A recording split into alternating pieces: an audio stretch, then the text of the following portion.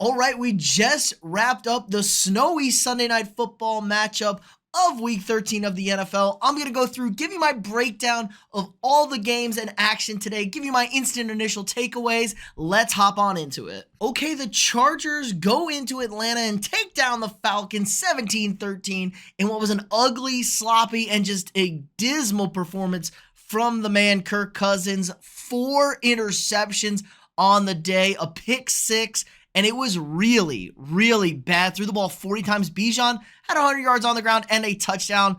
Younghoe Koo missed a 35-yard field goal. It's just a train wreck in Atlanta. They've dropped 3 in a row. It's not good, man. This was a team coming out of the bye. I was interested to see how they would look, and they are not any better. They're now in a very tight race for this NFC South, but 6-6 is still good enough to be in first place. And from the Chargers standpoint, sloppy game. They're really in trouble without J.K. Dobbins in at running back. They could get nothing going on the ground. These 3 running back, just Gus Edwards ain't got anything in the tank. Kamani Vidal's a rookie. He doesn't look great. Hassan Haskins had a fumble. That was his 1 carry of the day. Justin Herbert, nice day. 147, didn't turn the ball over, no touchdowns. My man Ladd McConkey over 100 yards once again. But ugly game for the Chargers. Dicker, the kicker, making field goals. They're playing defense, forcing turnovers.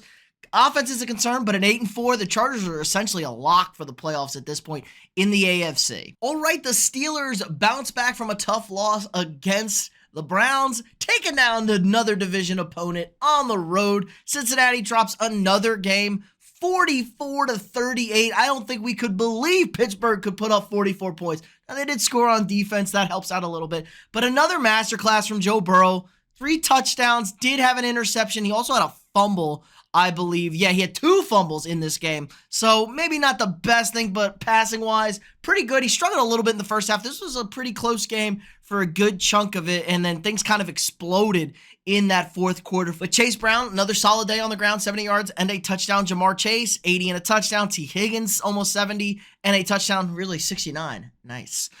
For them, the Bengals defense had a pick 6, but they couldn't stop anything. The thing is Russ Bus, baby. 414 passing yards for Russell, Mr. Unlimited. 3 touchdowns. Did have a bad pick. Najee Harris, 75 and a tutty on the ground. George Pickens, 3 catches, 74 yards, a touchdown, and a couple unsportsmanlike penalties to boot. Pratt Freiermuth had a big day for us out there, tight end appreciators. But this was really a Steelers defense who was doing a good job, forced a lot of turnovers, did give up some late points, but this game was over pretty early into the fourth quarter. Bengals did score some garbage time touchdowns, but Steelers big bounce back win and control first place in the AFC North. All right, we're going to keep rolling with the Anthony Richardson experience. The Colts take down the Patriots 25-24, snatch victory from the jaws of defeat. Late touchdown, Shane Steichen says we're going for 2. They run it in, and they take home the dub. New England falls short, 68-yard field goal missed. Drake May, another solid day. He was carving up the Patriots. Just atrocious coaching decisions from New England all around. The interception, not even Drake May's fault, like hit Hunter Henry in the chest going into the end zone. I believe it might have been Austin Hooper. Hit one of those tight ends in the chest, popped up to a defender. So that's on them. Jonathan Taylor, nice bounce back day for him. 96 yards on the ground. Also had a receiving touchdown on his 1 catch. So good day for him. Again, Alec Pierce, I was expecting more from him, but I don't know. This was just kind of a Anthony Richardson, 48 yards. We're going to run the ball. Ugly game. We're going to play relatively good defense, I guess, but New England has no business losing this game. They're 3-10. Their head coach is a disaster. The team isn't very good, but Drake May, I love Drake May. All right, the Seahawks get a huge win on the road against the meager New York Jets, 26-21. Seattle was down 14 in this game. This game was 21-7, and the Jets had the ball at like the 12-yard line. This game looked like it was over in the first half. Rodgers throws a 90-yard pick 6. We get into a football game. They get outscored 10-0 in the fourth quarter and the second half. And that's all she wrote for the New York Jets. Wildly entertaining game. Like I said, 90-yard pick 6. We had like a 100-yard kick return by the Jets. There was a blocked extra point. All sorts of madness out here. But Geno takes down his former squad. A fine day. 200 yards and a touchdown, no picks. Still continues to be concerns in the running game. Like, they just can't run the football, Seattle. It's kind of weird. Jets, Breece Hall, nothing again. Devontae Adams had a touchdown. Jackson Smith and Jigba kind of led the way, but this is just like a big play, special teams, turnovers, kind of crazy, fun game to watch. Aaron Rodgers was 75-0 with a 14-point lead in his NFL career. Make that 75-1 now for the big guy. Okay, the Commanders bounce back in a big way, taking down the Titans 42-19. I think this game was 28-0 at one point. Yeah, the Commanders just jumped out early. A couple of early fumbles by Tennessee. They were all over. Jane Daniels with a nice day. 3 touchdowns. Did have a pick. Also ran one, and I believe he had a nice day on the ground. 34 and a tutty. Brian Robinson over 100 yards and a touchdown. I was worried about him with the ankle injury, but when Brian Robinson plays and he's healthy, really good things happen for this offense and this team in general. They're just so much better. Scary Terry with a pair of tutties as Zach Ertz gets into the end zone. Yeah, Tennessee wasn't great. Huge win last week. It was okay from Will Levis, 18-37. 2 touchdowns for him. But they couldn't get anything going on the ground, man. Like 8 carries for Tony. They ran the ball 11 times because they got so far behind so fast. That's not a recipe for success for Tennessee. But my man, Westbrook-Ikhine, 3 catches, 61 yards, 2 touchdowns. I talk about him a lot in fantasy a few weeks ago. Said, I like this guy. He's had like 7, 8 touchdowns now in the last 6 weeks. He's really on fire. But Tennessee, we kind of knew this was coming. Good to see Washington bounce back. Okay, the Texans take down the Jaguars 23-20 in Jacksonville, and I continue again to be unimpressed with the Houston Texans, man. They just struggle with everybody. Joe Mixon, 100 yards and a touchdown. CJ Stroud, 242 and a touchdown. A better day. Nico Collins still the man, 8 catches for 119.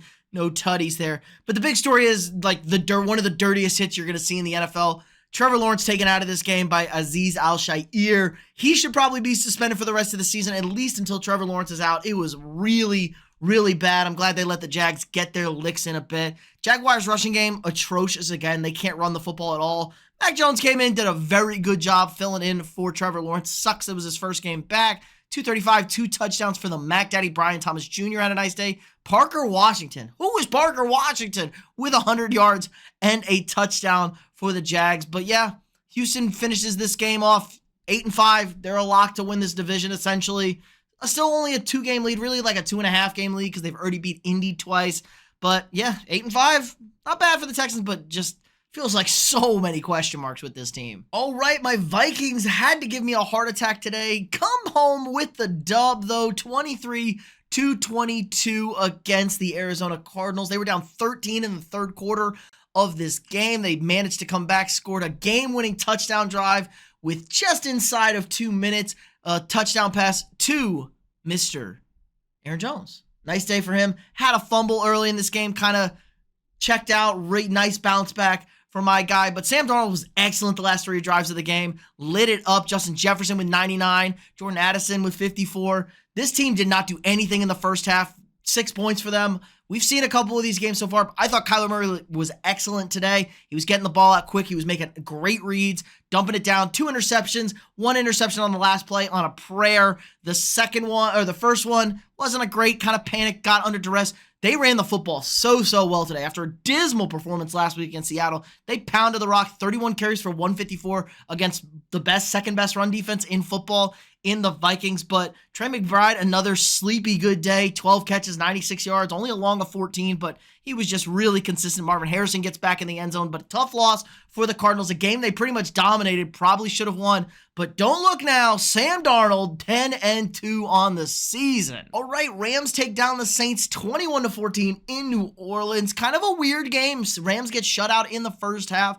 Outscore the Saints 21-8 in the second half, and it was just like kind of an average day. Stafford 183, 2 touchdowns. Kyron Williams a strong day on the ground, over 100 yards and a touchdown. My man Puka Nacua gets in the end zone. Demarcus Robinson had 2 catches, but it was a touchdown and a monster 46-yarder. When this game was kind of close, they needed to get that in the second half. Derek Carr did whatever. Taysom Hill out with a knee injury, carted off, didn't look great. Alvin Kamara 100 yards on the ground. This was just kind of an ugly, unwatchable game. It felt like it was just bad, but the Rams found a way to win. Their defense really stepped up in the second half. Marquez Valdes-Scantling gets into the end zone once again. So if he's out there in fantasy, maybe go scoop him up. He's had 4 touchdowns in the last 3 games. That's a guy to look out for. But the Saints, they fought hard. Season's kind of over. New head coach. Maybe the Rizzler will stick on as the head coach. All right, the Buccaneers survive in overtime, taking down the Carolina Panthers 26-23 in a much-win game. And don't look now, but the Bucs are 6-6, right back into the thick of it of the NFC South, Baker Mayfield had an okay day, did get hurt, had a touchdown and 2 picks. Bucky Irving, 152 and a tutty on the ground, add in another 76 for Rachaad White. And the Bucs are a rushing team.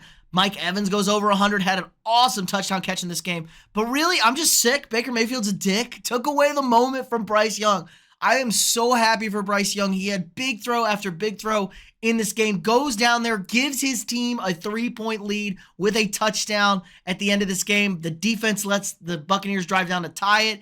They go in overtime. They miss a field goal, Tampa Bay. The Carolina's going to get the win. He converts an insane 3rd and 10 to Adam Thielen with the stickies like a young man. He had 99 yards and what should have been the game-winning touchdown. Then Chuba Hubbard fumbles on the first play of overtime. It's just disgusting. Chuba has easily his worst day in a long time with only 12 for 43. But I'm so happy for my guy Bryce Young. Almost 300 yards, had a touchdown, almost had his moment taken away by Baker Mayfield because he's a dick.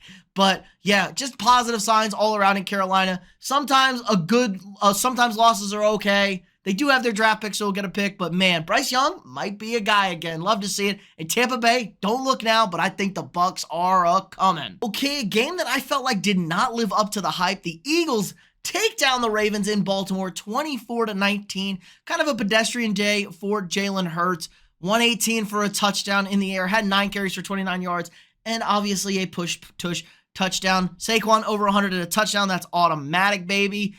The Ravens did stick to the run game a little bit. They had a nice day, 82 for Henry, but no touchdown. Lamar has 79 on the ground, got like 40 yards in garbage time on the last play. Lamar was whatever, 36 times passing is not going to be good enough. 2 touchdowns. Now, Justin Tucker missed 2 field goals, missed an extra point. Kind of could have had the lead in this game. Zay Flowers, 74 yards, only on 3 catches. Mark Andrews back. He had a nice touchdown and had another nice grab for them. A.J. Brown, whatever. Dallas Goedert, still no Devontae Smith, but this Eagles defense, man, they are for real. They make life miserable for teams. They get after you. It's hard to run the football, and this secondary is easily the most improved unit of any unit on any team, any side of the ball. No ifs, ands, or buts about it. They were one of the worst DBs units last year, and they're excellent this year. So we got the guys back there shutting things down. Eagles take care of business. Winners of 8 in a row and sit at 10-2. All right, and we wrapped up week 13 with a Buffalo blizzard, and the Bills wrapped up the AFC East, winning 35-10, clinching their 5th straight division title. If you told me this 10 years ago, I would have never believed you that the Buffalo Bills could ever turn it around. But Josh Allen becomes the first quarterback in NFL history to have a rushing, passing, and receiving touchdown all in the same game. One of the craziest plays you're ever going to see. It would look like a fun game. Pounded the rock on the ground. James Cook with 107 and a touchdown. Had a 65-yarder. Ray Davis had a touchdown and another 63. It was all sorts of fun for Buffalo. And San Francisco could get nothing going. Purdy with a bad shoulder in that weather. 94 yards passing. Jordan Mason had a decent day. McCaffrey leaves this game. Looks like it could be a season-ending PCL injury, according to Kyle Shanahan. But the Niners were just overwhelmed. Everything went wrong for them. It was a bad spot. And their season's probably done. I mean, the Niners are probably out sitting at 5-7 in last place. Buffalo still grinding out for that number 1 seed. And I don't know why they couldn't get it. They already own the tiebreaker with Kansas City. But let me know what you guys think in the comments below. What were your takeaways from week 13? If you haven't already, drop a quick like on this video. Hit that thumbs up. Subscribe to the channel. We got new sports content every single day. If you want to support the channel more, sign up for a channel membership. We got all sorts of access to cool and exclusive videos now. We're going to have a daily or weekly video every Friday exclusive for members only. Again, help support me, allows me to keep making this great content for you guys every single day. Be sure to check out the power rankings dropping at 9 a.m. Central Time on Tuesday. Again, like, subscribe, and share, and I'll see you all tomorrow.